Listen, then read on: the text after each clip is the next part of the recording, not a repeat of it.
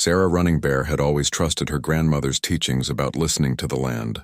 At 28, she worked as a wilderness guide in the Black Hills of South Dakota, leading tourists through the sacred lands of her Lakota ancestors. Her clients often joked about her uncanny ability to spot wildlife before anyone else, but Sarah knew it was more than sharp eyesight. It was a gift passed down through generations of her people.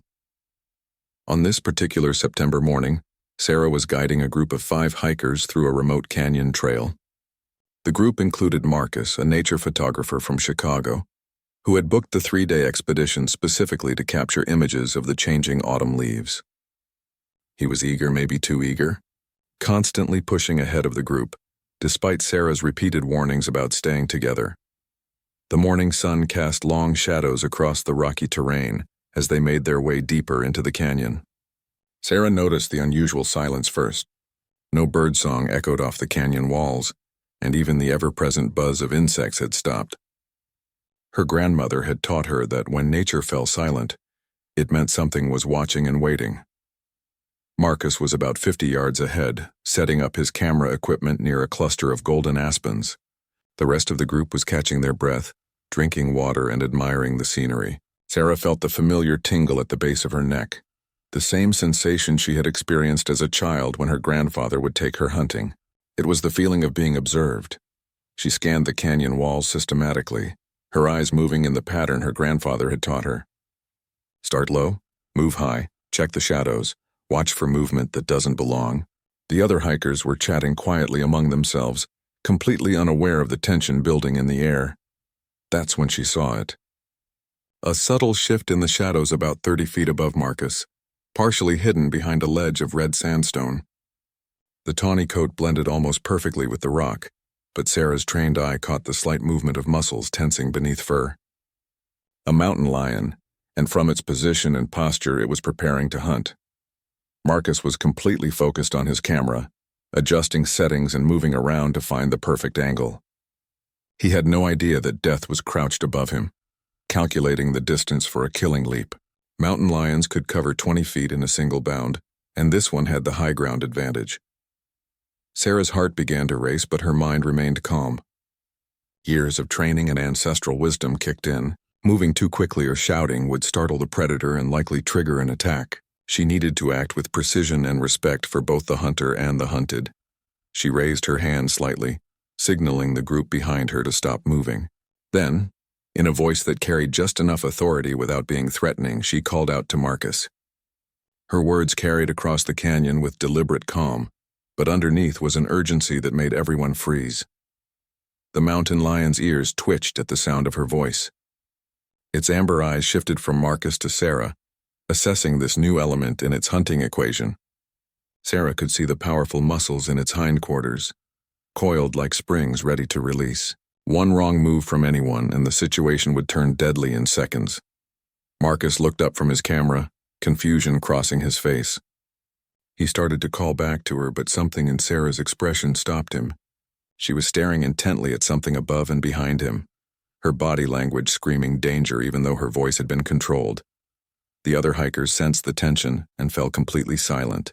Even without understanding what was happening, they recognized the primal alertness in Sarah's posture. She looked like a deer that had caught the scent of a wolf, every muscle ready for flight or fight. Sarah's mind raced through her options. She could try to scare the mountain lion away, but that might cause it to attack out of fear or territorial defense. She could try to get Marcus to move slowly away from the danger zone, but any sudden movement might trigger the cat's hunting instincts. The predator was clearly hungry and had been stalking them for some time, waiting for the perfect opportunity. The mountain lion shifted slightly, its weight redistributing as it prepared for the leap. Sarah knew they had seconds, not minutes, to resolve this standoff. The ancient dance between predator and prey was about to begin, and she was the only thing standing between her client and a potentially fatal encounter. Her grandmother's voice echoed in her memory. When you meet a hunter in the wild, you must speak to its spirit, not its body. Show respect, show strength, but never show fear. Sarah took a deep breath, drawing on generations of wisdom that had kept her people alive in these lands for thousands of years. The moment hung suspended like a drop of water about to fall. with life and death balanced on the edge of a heartbeat. Sarah moved with the fluid grace her grandfather had taught her, each step deliberate and respectful. She began to speak in a low, steady voice, not to Marcus or the other hikers, but to the mountain lion itself. Her words were in Lakota, the ancient language her grandmother insisted she learn despite Sarah's teenage protests years ago. Igmu, she whispered, using the Lakota word for mountain lion. We are travelers here, not hunters. We mean no harm to you or your territory. The great cat's ears flicked forward as if it could understand the respectful tone if not the words. Its golden eyes remained fixed on Marcus, but Sarah could see a subtle shift in its posture. The killing tension was still there, but now there was curiosity mixed with caution. Marcus finally understood that something was terribly wrong. Without moving his head, he whispered, "Sarah, what's happening?" His voice was tight with controlled fear, and to his credit, he hadn't moved a muscle since Sarah's warning. "There's a mountain lion about 30 feet above you," Sarah replied quietly, never taking her eyes off the predator. "It's been watching us probably for the last hour. Right now it's deciding whether you're prey or just an annoyance." The other hikers sucked in sharp breaths but managed to stay silent. Sarah was grateful for their restraint. One panicked scream or sudden movement could trigger a tragedy that would haunt all of them forever. The mountain lion was magnificent, Sarah had to admit. Probably a male, judging by its size, weighing around 150 pounds of pure muscle and predatory intelligence. Its coat was the color of autumn leaves, perfectly adapted to blend with the canyon's rocky walls. This was a master hunter in its prime, and they had wandered into its territory. Sarah began to move laterally, drawing the cat's attention away from Marcus while positioning herself between the predator and the rest of her group. It was a dangerous gamble, but her grandfather had taught her that mountain lions respected courage more than fear. She made herself appear larger by raising her arms slightly, but not in a threatening way. "Marcus, I need you to listen very carefully," she said, her voice carrying the authority of someone who had dealt with wild predators before. "You're going to pick up your camera gear very slowly. No sudden movements. Back away from the base of that cliff step by step. Don't run. Don't turn your back on the rocks above you." The mountain lion's tail began to twitch, a sign that it was becoming agitated by the changing dynamics. Sarah recognized this as a critical moment. The cat was losing its advantage as Marcus moved away from the kill zone, and predators often became more dangerous when their hunting plans were disrupted. Marcus began to move with careful precision, his years of photographing wildlife finally paying off. He understood the importance of controlled movement around dangerous animals. Each step was measured, each motion deliberate. His expensive camera equipment seemed insignificant now compared to getting out of the mountain lion's strike range. "That's good, Marcus. Keep coming toward my voice," Sarah encouraged, while simultaneously beginning her own careful retreat. She had positioned herself so that the mountain lion would have to expose itself completely to reach any of them, removing the advantage of surprise. The great cat stood up on its ledge, no longer trying to hide.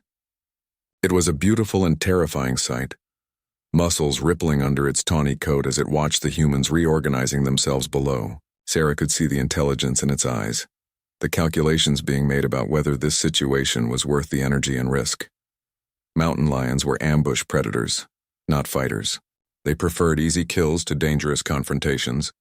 By removing the element of surprise and presenting a unified, alert group, Sarah was making them less appealing as prey and more threatening as potential danger. "Everyone, we're going to back out of this canyon very slowly," Sarah announced to the group. "No sudden movements, no loud noises. We're going to give this beautiful animal the respect and space it deserves." One of the hikers, an elderly woman named Betty from Minnesota, whispered, "Is it going to follow us?" "Probably not," Sarah replied, though she wasn't entirely certain. "Mountain lions are territorial, but they're also practical.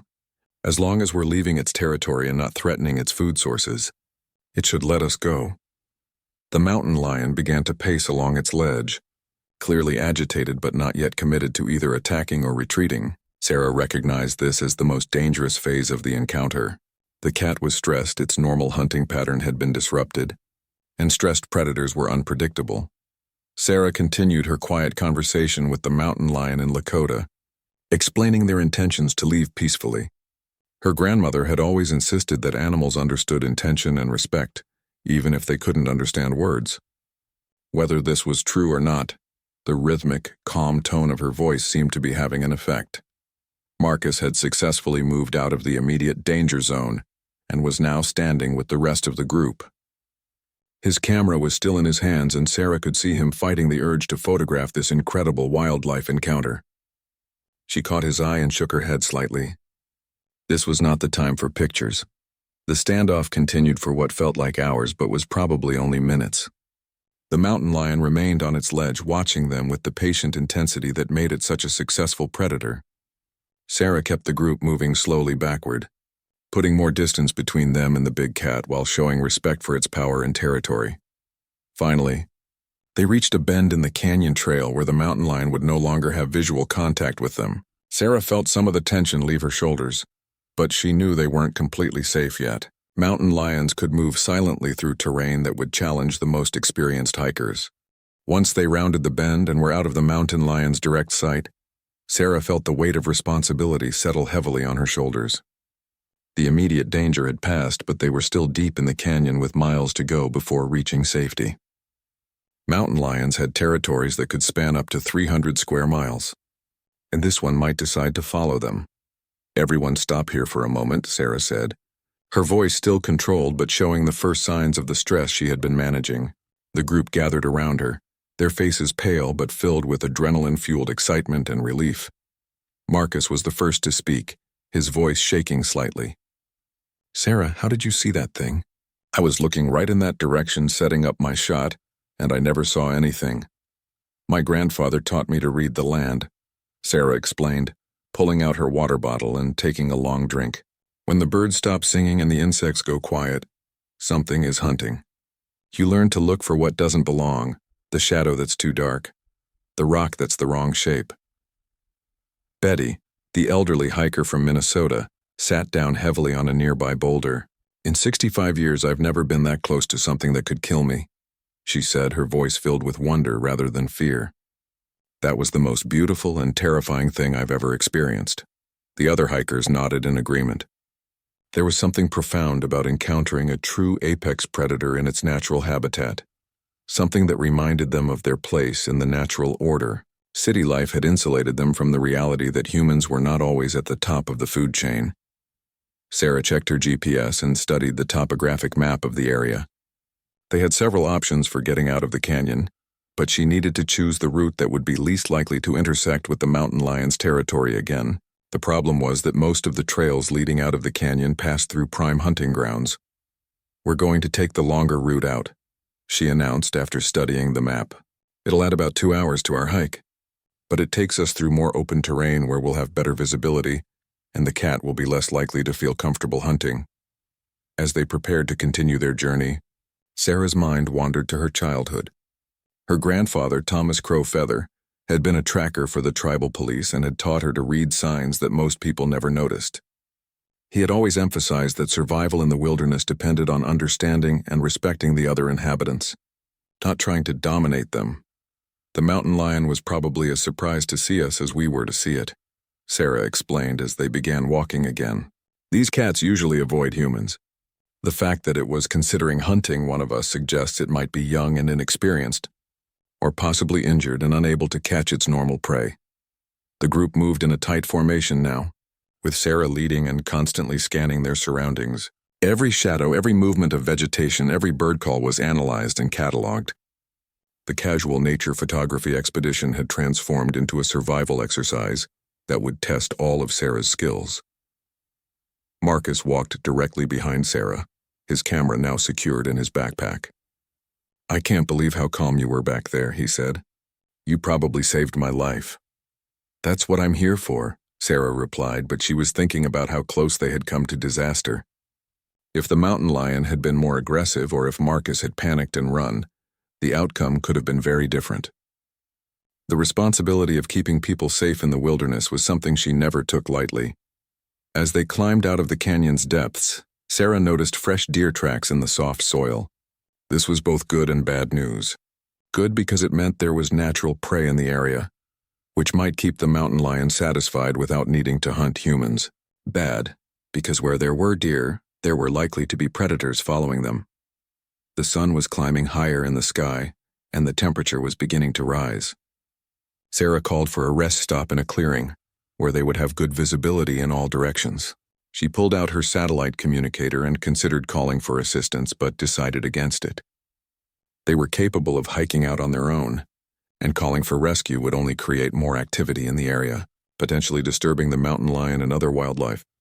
"Sarah," asked Tom, a young college student who had been quiet throughout the encounter, "do you think that mountain lion has killed people before?" It was a sobering question that Sarah had been avoiding thinking about. Mountain lion attacks on humans were rare, but they did happen.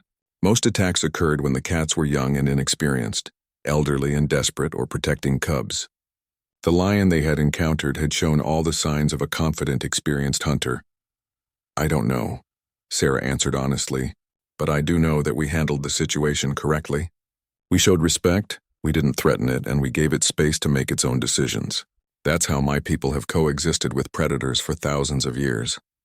The group continued their modified route out of the canyon, each step taking them farther from the immediate danger, but deeper into the realization of how close they had come to tragedy. Sarah's warning had been the difference between a wildlife encounter story and a potential tragedy that would have made national news. As they walked, Sarah found herself reflecting on the ancient relationship between her people and the mountain lions that shared their land. The Lakota had always seen these cats as powerful spirits, teachers of stealth and patience. Encountering one was considered both dangerous and sacred, a reminder of the thin line between life and death that existed in the natural world. The trail began to level out as they approached the canyon's rim, and Sarah felt some of the tension finally leaving her body. But she knew the lessons of this day would stay with all of them forever.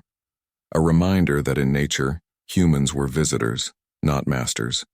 The afternoon sun beat down mercilessly as Sarah led her group along the rim trail, a route that would take them safely out of mountain lion territory but would test their endurance. The adrenaline from their encounter was beginning to wear off, replaced by fatigue and the growing realization of how their lives had been changed by those few tense minutes in the canyon. Marcus was struggling with the heat and the additional distance, but he pushed forward without complaint. Sarah noticed him favoring his left ankle and realized he must have twisted it during their careful retreat from the mountain lion. She made a mental note to check on him at their next rest stop. "How much farther?" asked Janet, a real estate agent from Phoenix who had booked this trip as a stress-relieving vacation. The irony wasn't lost on any of them that their relaxing nature walk had turned into one of the most intense experiences of their lives. "About 3 more miles to the trailhead," Sarah replied, consulting her GPS again.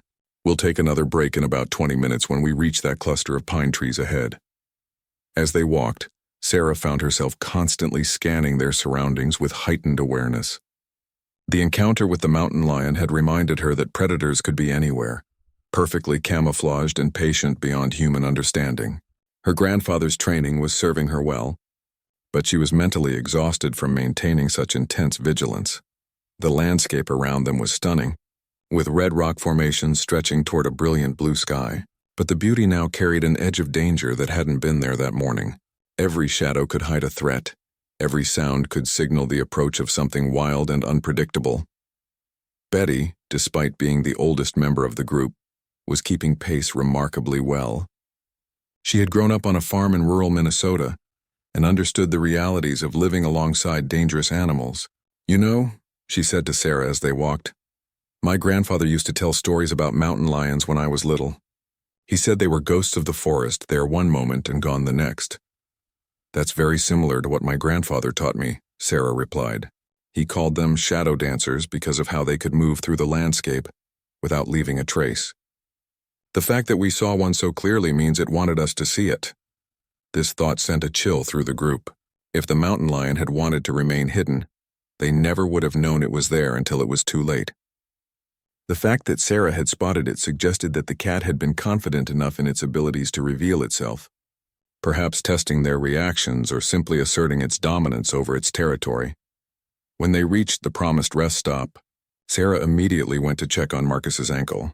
It was swollen but not severely injured, and he could continue walking with some discomfort. She gave him 2 ibuprofen from her first aid kit and wrapped the ankle with an elastic bandage. "You should have said something earlier," she told him gently. "Out here, a small injury can become a big problem if it's not addressed." Marcus nodded, embarrassed. I didn't want to slow everyone down, especially after what happened back there. I figured I could tough it out. That's exactly the kind of thinking that gets people into trouble in the wilderness, Sarah explained while adjusting the bandage. Pride and stubbornness are luxuries we can't afford out here. Everyone's safety depends on being honest about our limitations. As the group rested in the shade of the pine trees, they began to process what they had experienced. Tom, the college student, was typing notes into his phone, documenting every detail he could remember. Janet was calling her husband to let him know she was safe, though she didn't mention the mountain lion encounter, not wanting to worry him. Sarah used the break to contact her office via satellite communicator, reporting the mountain lion sighting and their location. This information would be passed along to wildlife authorities and other guides working in the area. Mountain lion encounters were rare enough that each one needed to be documented and analyzed. Do you think we'll ever see anything like that again? Asked Betty, settling back against a large boulder. I hope not, Sarah replied honestly. That was about as close as I ever want to get to a mountain lion with clients. Usually they avoid us completely. We just happen to be in the wrong place at the wrong time, or maybe the right place at the right time, depending on how you look at it. The philosophical implications of their encounter began to sink in as they rested. They had been reminded of their mortality in the most visceral way possible, confronted with a creature that could have ended any of their lives in seconds. Yet they had also witnessed the incredible beauty and power of nature's apex predators. I keep thinking about how patient it was, Marcus said, gingerly testing his wrapped ankle. It must have been watching us for a long time, calculating the perfect moment to strike. That kind of focus and determination is almost admirable in a terrifying way. Sarah nodded. That's what makes them such successful predators. They don't rush, they don't second-guess themselves. When they commit to action, it's with complete confidence and precision. We could learn something from that patience and focus. As they prepared to continue their journey, Sarah noticed that the dynamic of the group had changed. The shared experience of danger had bonded them in a way that normal hiking couldn't. They moved more carefully now, more aware of each other and their surroundings. The casual chatter had been replaced by a more thoughtful, respectful silence. The trail ahead would take them through some of the most beautiful country in the Black Hills, but Sarah knew that none of them would see it with quite the same eyes they had that morning. They had been initiated into a deeper understanding of the wilderness, one that included both its beauty and its danger. As they set off for the final stretch to the trailhead, Sarah couldn't shake the feeling that they were still being watched. It was probably just her heightened awareness playing tricks on her mind, but the sensation reminded her that in the wilderness, humans were never truly alone. 2 hours later, as they crested the final ridge before the trailhead, Sarah's satellite communicator crackled to life. The voice of her supervisor, Jim Blackhorse, came through with unusual urgency. Sarah, we just got a call from the wildlife department. There's been another mountain lion sighting in your area, but this one's different. A family with kids reported a cat following them about 2 miles north of your position. Are you and your group safe? Sarah felt her blood run cold. We're fine, Jim. We had our own encounter about 4 hours ago, but we handled it. What do you mean this one's different? The family said the cat wasn't hiding. It was walking openly on the trail behind them, like it was herding them toward something.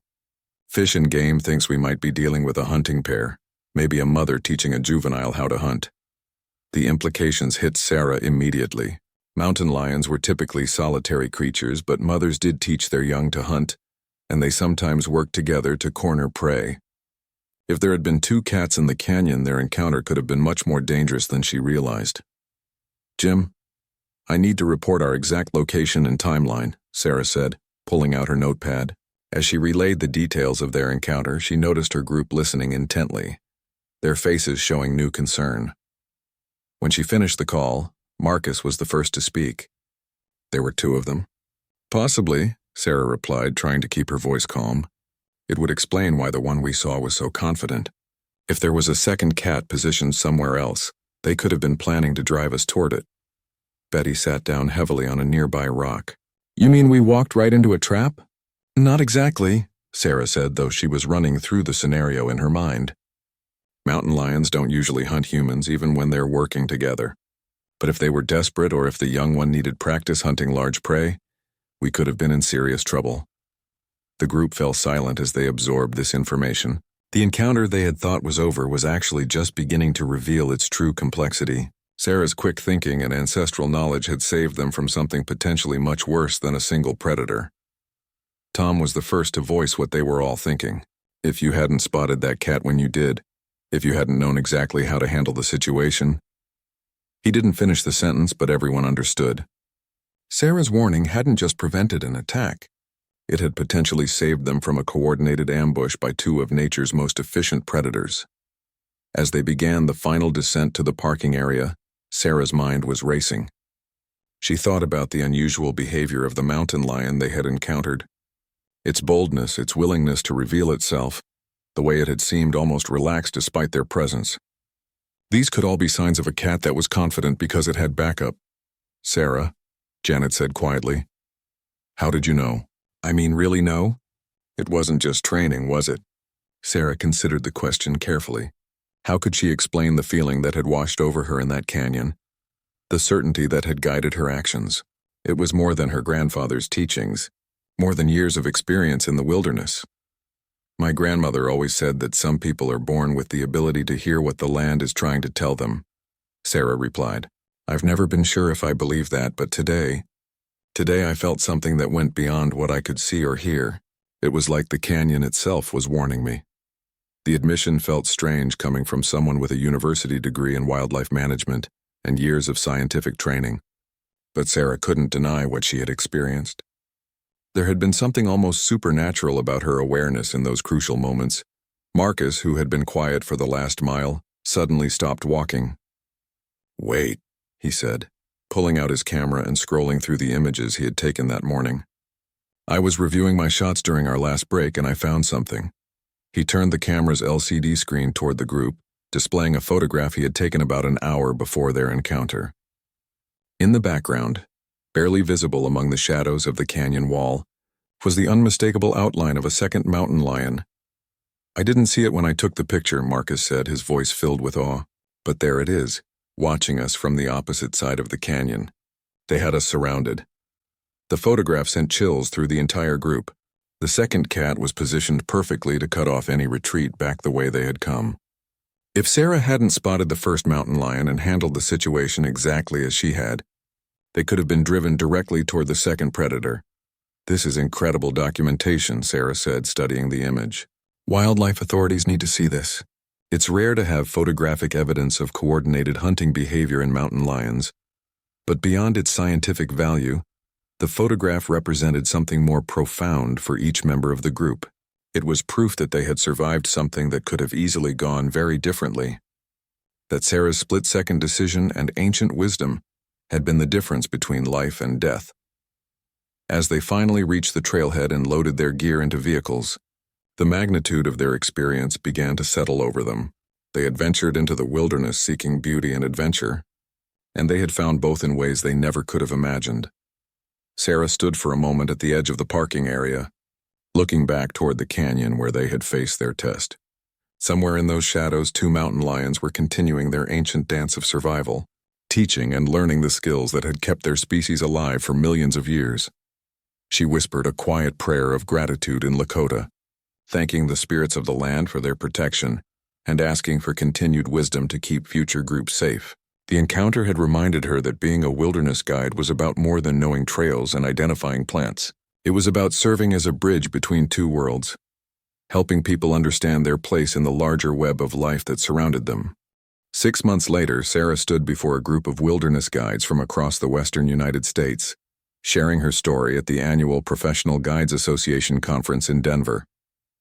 The presentation had become known as the Canyon Lesson, and it was changing how guides approached human-wildlife encounters. Marcus's photograph of the second mountain lion had become famous in wildlife circles, featured in National Geographic and several scientific journals.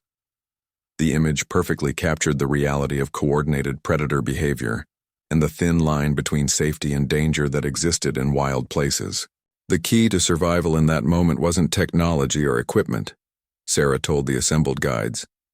It was listening to what the land was trying to tell me, combining traditional knowledge with modern understanding, and respecting the intelligence and capability of the animals we share these spaces with.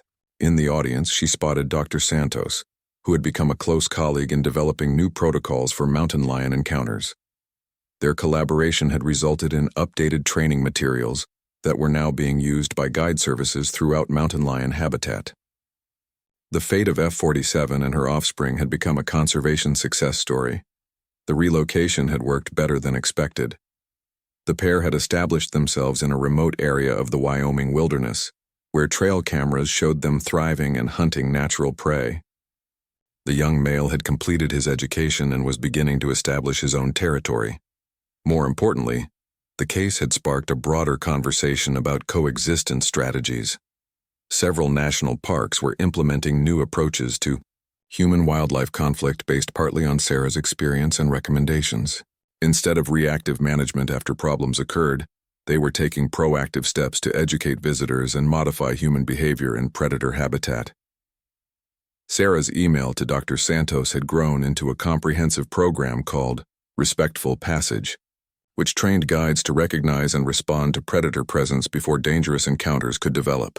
The program emphasized understanding animal behavior, reading environmental signs, and using traditional ecological knowledge alongside modern science. The mountain lions taught us that adaptation isn't just something animals do. Sarah continued her presentation. Humans need to adapt too, learning to move through wild spaces with greater awareness and respect. We can't control nature, but we can learn to be better neighbors. After her presentation, Sarah was approached by Tom, the college student from her group, who had traveled to Denver specifically to hear her speak. He was now working on his master's degree in wildlife management and had focused his research on human-predator coexistence. "You know what I remember most about that day?" Tom said. "It wasn't the fear or the adrenaline. It was watching you communicate with that mountain lion in Lakota. There was something about that moment that showed me how much we've lost touch with the natural world." Sarah smiled, remembering her grandmother's insistence on preserving the old language and the old ways. "My grandmother always said that animals understand respect and intention, even if they don't understand words." I think she was right. Betty had also made the trip to Denver, bringing her entire family to hear Sarah speak. Her grandchildren sat wide-eyed as Sarah described the encounter, and Betty later told Sarah that the experience had inspired 3 generations of her family to become more involved in conservation efforts. Janet had started a foundation dedicated to supporting Indigenous-led conservation initiatives, recognizing that traditional ecological knowledge often provided solutions that modern science was just beginning to understand.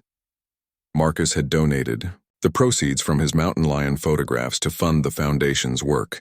The impact of their encounter had rippled far beyond the individuals involved. The story had been featured in documentaries, written about in magazines, and studied in university courses. But for Sarah, the most meaningful outcome was the change in how guides approach their work. "Every time we take people into wild places, we're not just showing them scenery," Sarah concluded her presentation. "We're teaching them about their relationship with the natural world.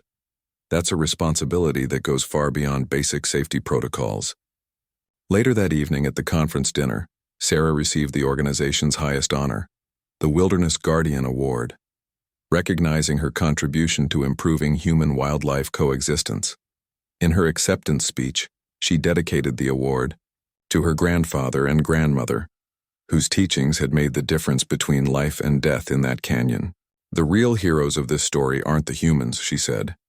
"They're the mountain lions who showed us grace under pressure, who made careful decisions instead of reacting with aggression, and who reminded us that in the wilderness, we're all just trying to survive and thrive together." As the conference ended and Sarah prepared to return to the Black Hills, she reflected on how much had changed since that September morning in the canyon. She was still guiding groups through the wilderness, but now each expedition carried the weight of greater purpose. She wasn't just a guide anymore. She was a bridge between worlds, helping people understand their place in the larger community of life. The mountain lions had given her group a gift that day, though it had taken months to fully understand its value. They had been reminded of their mortality, their vulnerability, and their connection to something larger than themselves. In return, they had become advocates for a different way of experiencing and protecting wild places. Sarah's satellite communicator buzzed with a message from her office. Another group was scheduled for the canyon trail tomorrow, and they had specifically requested Sarah as their guide after reading about her experience. She smiled, looking forward to sharing not just the beauty of the Black Hills, but the wisdom that came from truly listening to what the land had to teach. The story that had begun with a moment of danger had become a lesson in respect, adaptation, and the ancient art of coexistence. In the end, the mountain lions had been the teachers, and the humans had been the students in a classroom with no walls where the curriculum was written in tracks, shadows, and the patient wisdom of predators who had perfected their craft over millions of years. 3 days after their encounter, Sarah received a call that would change her understanding of what had happened in the canyon. Dr. Maria Santos, a wildlife biologist with the South Dakota Game, Fish and Parks Department, wanted to meet with her to discuss the mountain lion sighting and Marcus's photographs. They met at a coffee shop in Rapid City, where Dr. Santos spread out maps, photographs, and field reports across a corner table.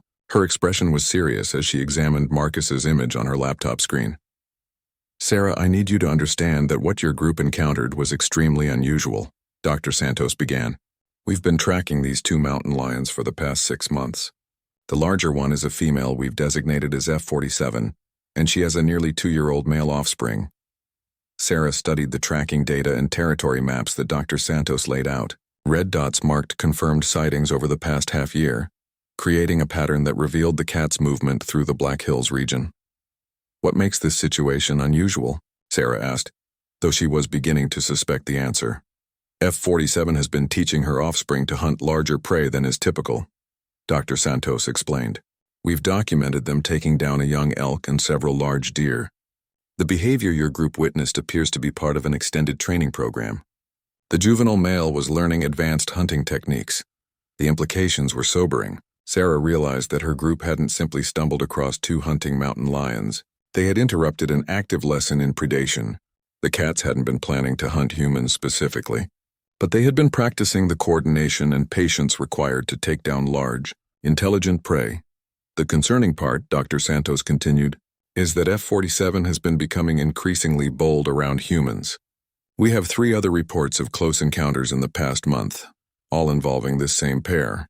Your group's encounter was the closest and most dangerous so far." Sarah thought about the confidence she had seen in the mountain lion's posture, the way it had allowed itself to be seen rather than remaining hidden. "You think she's lost her natural fear of humans?" "It's possible," Dr. Santos replied. "Or she's teaching her offspring that humans aren't necessarily threats to be avoided. Either scenario is problematic from a public safety standpoint." Dr. Santos pulled up additional photographs on her laptop, showing tracks and sign that indicated the 2 cats had been following human activities in the area for weeks. Trail camera footage showed them investigating campsites after hikers had left, and there were reports of missing food from several camping areas. "What happens now?" Sarah asked, though she dreaded the answer. "We're going to have to relocate them," Dr. Santos said. "F47 and her offspring will be tranquilized and moved to a more remote area where they're less likely to encounter humans. It's not ideal, but it's better than the alternative." Sarah understood the unspoken alternative. Mountain lions that became too comfortable around humans often had to be destroyed for public safety. The thought of those magnificent predators being killed because they were following their natural instincts was heartbreaking. "Is there any chance the relocation will work?" Sarah asked. "Mountain lions have strong territorial instincts, so there's a possibility they'll try to return to their original range," Dr. Santos admitted. "But relocating them gives them the best chance for survival while protecting public safety." As they talked, Sarah learned more about the complex challenges facing mountain lion populations in areas where human development was encroaching on traditional wildlife habitat. The cats needed large territories to find adequate prey, but those territories increasingly overlapped with hiking trails, camping areas, and even residential developments. "Your quick thinking and proper response probably prevented a tragedy," Dr. Santos told her. "If someone in your group had been injured or killed, the public response would have demanded immediate action against all mountain lions in the area. Your professional handling of the situation bought us time to develop a more measured response." Sarah felt the weight of responsibility that came with her role as a wilderness guide. Every encounter between humans and wildlife was a test that could determine the future relationship between the 2 species. Panic, aggression, or ignorance could lead to unnecessary deaths on both sides. There's something else you should know, Dr. Santos said, lowering her voice. We've had reports of unusual mountain lion behavior in other parts of the country as well. Climate change and habitat loss are forcing predators to adapt their hunting strategies. What you witnessed might become more common as wildlife populations face increasing pressure. This broader context put their encounter into a new perspective. They hadn't just faced two individual mountain lions. They had witnessed the species adapting to a changing world in real time. The cats were learning new strategies for survival in an environment increasingly dominated by human activity. Will you keep me updated on what happens with F-47 and her offspring? Sarah asked as they prepared to leave. Absolutely, Dr. Santos replied, and I'd like to use your experience as a case study for training other wilderness guides. The way you handled that situation could serve as a model for future encounters. As Sarah drove home through the Black Hills, she found herself looking at the landscape with new eyes. Every canyon, every forest clearing, every rocky outcrop could be home to predators adapting to a world that was changing faster than evolution could keep pace with. Her role as a guide wasn't just about showing people natural beauty. It was about helping humans and wildlife coexist in an increasingly complex world.